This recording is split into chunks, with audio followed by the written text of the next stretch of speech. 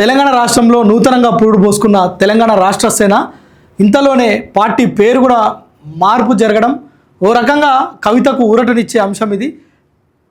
కేంద్ర ఎన్నికల సంఘం తెలంగాణ రాష్ట్ర సేనకు సంబంధించిన పేరును తెలంగాణ రక్షణ సేనగా ధృవీకరిస్తూ ఈరోజు జూబ్లీ హిల్స్లోని కవిత నివాసానికి ఎన్నికల అధికారులు వెళ్ళి ఆ ధ్రువపత్రాన్ని అందజేయడం జరిగింది. అయితే దీనికి సంబంధించి మొన్న 25న మేడ్చల్లో జరిగిన భారీ బహిరంగ సభలో కవిత తన పార్టీ పేరును టీఆర్ఎస్ తెలంగాణ రాష్ట్ర సేనగా ప్రకటించింది. ఆ రోజు నుంచి దీనిపైన అనేకమైన ఆరోపణలు, విమర్శలు, ఆ పార్టీని పట్టించుకోవట్లేదని తన సోదరుడు కేటీఆర్ కావచ్చు, మరోవైపు తండ్రిని దూషించడం.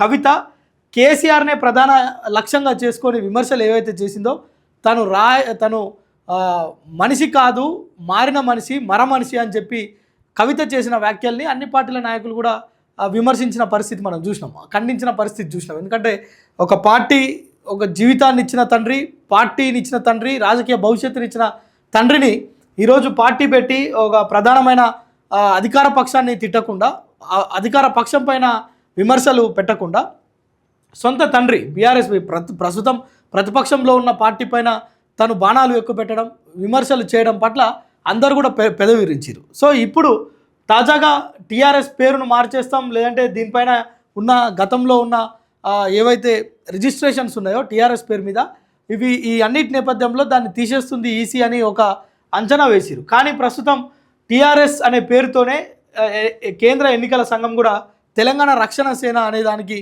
ఆమోదం తెలపడంతో ఈరోజు కవితకు సంబంధించిన పార్టీ టీఆర్ఎస్గానే ఉండబోతుంది. ఇక దీని నుంచి అధికారిక కార్యక్రమాలన్నీ కూడా కవిత చేయనుంది. అయితే పార్టీకి సంబంధించిన పేరు కన్ఫర్మ్ అయితేనే ప్రతి కార్యక్రమం కూడా ఆ బ్యానర్ కింద చేస్తారు. సో ఇప్పుడు రక్షణ సేననా లేదంటే రాష్ట్ర సేననా అనే విషయం పైన తర్జన భర్జన జరుగుతున్న సందర్భంలో ప్రస్తుతానికి ఆమె పార్టీని రక్షణ సేనగా ఎన్నికల సంఘం ఆమోదించింది. ఇక దీని మీద కవిత అంటే ఈరోజు మధ్యాహ్నం 2:30 సమయంలో అధికారులు దీనికి సంబంధించిన ఒక క్లారిటీ ఇచ్చారు.